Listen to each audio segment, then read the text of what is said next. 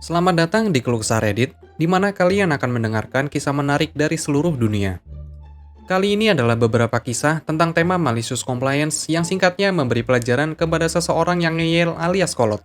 Berikut ceritanya. Cerita pertama. Aku bisa melakukan ini sepanjang hari. Aku bekerja di rumah untuk orang dewasa penyandang cacat selama lebih dari 1 dekade. Setiap klien memiliki ISP, Individual Service Plan, dan sebagai penanggung jawab, adalah tugas kami untuk mengetahui apa yang direncanakan dalam setiap plan. Setiap tahun, tim baseball lokal menyelenggarakan acara untuk komplek perumahan. Ini juga ketika HR akan datang dengan rumah manapun yang mungkin membutuhkan bantuan. Aku terjebak dengan salah satu orang HR yang paling menyebalkan beberapa tahun yang lalu. Terry mengira dia tahu segalanya. Dia terus memberitahu aku kalau aku tidak dapat mengambil foto klien. Aku bisa, kami memiliki izin foto. Bahwa satu klien tidak memerlukan kursi roda mereka untuk berjalan ke tempat duduk. Mereka melakukannya, dan lain-lain. Kami duduk di sebelah yang lain rumah tempat aku dulu berada. Jadi, aku juga membantu staf itu sesuai kebutuhan. Seorang klien memiliki plan dengan kaos kaki, kawat gigi, dan sepatunya hanya boleh dikenakan di dalam van demi alasan keamanan. Kami telah bekerja keras dengannya untuk mencapai titik itu. Ada banyak kekecewaan dan pukulan yang terlibat, tetapi kami sampai di sana. Nah, lihat, Terry mengira dia tahu segalanya, dan bersikeras klien ini harus memakai alas kaki. Kami terus berusaha memberitahunya kalau dia tidak akan mentolerirnya. Jawabannya, lakukan saja, aku benar, kamu salah. Isyarat malicious compliance. Oke sobat, kita harus memakai kembali sepatumu. Dan staf lain serta aku bergulat dengan segalanya. Belum 5 menit. Satu sepatu terbang dan mendarat di sebelah Tony. Oh Bung, kita tidak bisa melempar sepatu. Berikutnya adalah brace dan sok, yang mengenai bagian belakang kepala Terry yang malang.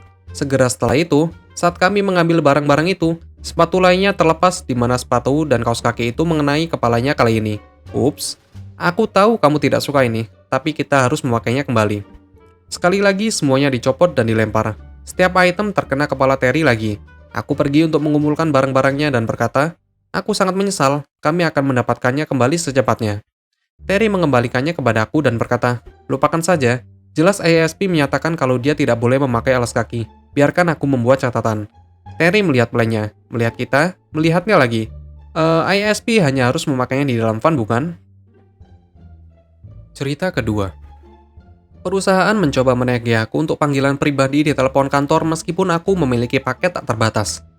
Jadi aku perlu mengawali ini dengan mengatakan ini sudah lama terjadi, seperti kembali ketika paket telepon dengan menitan.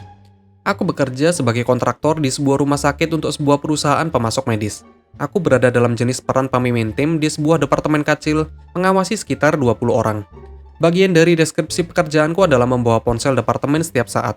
Meskipun aku adalah karyawan per jam, jenis kesepakatan palsu tapi terserah. Karyawan akan menelpon aku kapan saja, setiap hari untuk pemecahan masalah atau jika mereka menelpon karena sakit. Aku tidak pernah dibayar untuk panggilan telepon ini, tetapi bagiku pada saat itu bukan masalah besar. Daerah khusus ini juga berada di pegunungan, dan aku tidak selalu mendapatkan sinyal terbaik dengan telepon selulerku. Aku mendapat penerimaan yang bagus dengan telepon kantor, jadi sesekali aku menggunakannya untuk penggunaan pribadi. Setelah sekitar 1 tahun, aku mendapatkan email dari sekretaris bosku yang meminta aku untuk membayar setiap panggilan yang aku lakukan. Aku berkata, tentu, kirimkan aku catatan teleponnya. Setelah itu, aku memeriksa catatan telepon selama setahun terakhir, dan melihat aku telah menggunakannya mungkin 10% dari waktu untuk panggilan pribadi. Setelah menambahkan semuanya, aku mengirim email kembali kepadanya. Aku menambahkan semuanya, dan ternyata aku berhutang pada kalian X jumlah dolar untuk panggilan pribadi. Secara teknis, aku adalah karyawan per jam, jadi aku harus mendapatkan lembur setiap kali aku mengangkat telepon untuk keperluan kerja. Akankah kita kurangi saja selisihnya untuk semua jam yang terutang itu? Aku tidak pernah mendengar kembali. Aku tidak mendorongnya, dan mereka juga tidak. Cerita ketiga. Perusahaan menolak untuk membayar lembur. Aku meninggalkan lokasi kerja dengan pekerjaan yang tidak selesai, membuat klien tidak senang.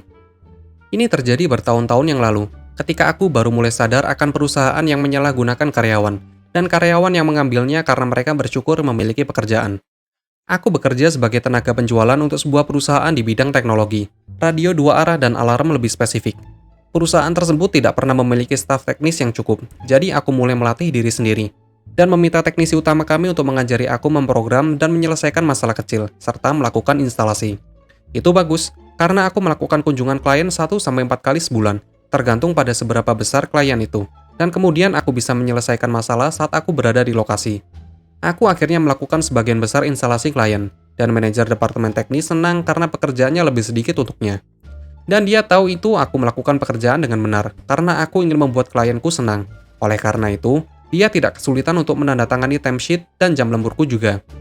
Lembur sekitar 10-20 jam sebulan, jadi 2-5 jam seminggu, yang menurutku sangat bagus mengingat aku sebenarnya melakukan pekerjaan 2 orang. Itu berjalan dengan baik selama beberapa bulan sampai suatu hari sebelum hari gajian, aku dipanggil oleh MD alias pemilik. Dia memiliki timesheetku selama beberapa bulan terakhir di depannya. Dia bertanya padaku apa itu, dan aku memberinya penjelasan. Dia menghapus lemburanku, mengatakan perwakilan penjualan tidak dibayar lembur.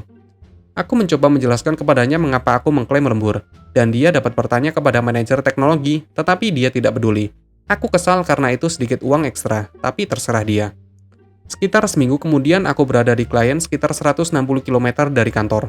Kami memiliki instalasi besar dan hampir selesai kecuali untuk memprograman dan merapikan beberapa kabel. Aku memeriksa waktu dan menyuruh teknisi magang untuk berkemas. Dia berkata kalau kita belum selesai dengan pekerjaan itu. Aku mengatakan kepadanya aku tidak peduli. Aku tidak dibayar lembur, jam 2 siang dan masih 2 jam perjalanan kembali ke kantor. Kami berkemas, klien keluar, dan aku memberinya penjelasan. Mengatakan kami akan kembali keesokan paginya untuk menyelesaikan apa yang secara efektif 30-45 menit kerja. Klien tidak senang, tetapi mengerti aku tidak dibayar untuk bekerja lembur. Aku berada di jalan sekitar 15 menit ketika teleponku berderin.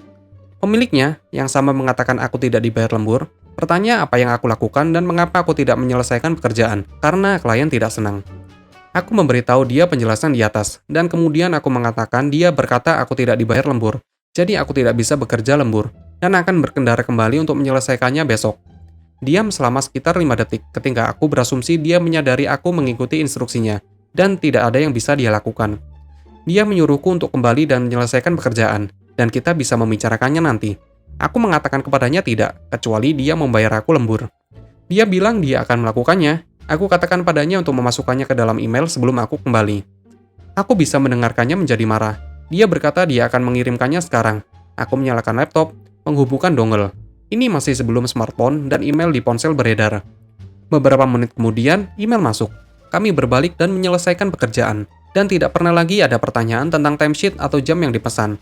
Aku adalah satu-satunya perwakilan dari 5 karyawan yang dibayar lembur. Terima kasih telah menonton video ini. Kalian bisa like, komen, dan subscribe channel ini. Sampai bertemu di video selanjutnya.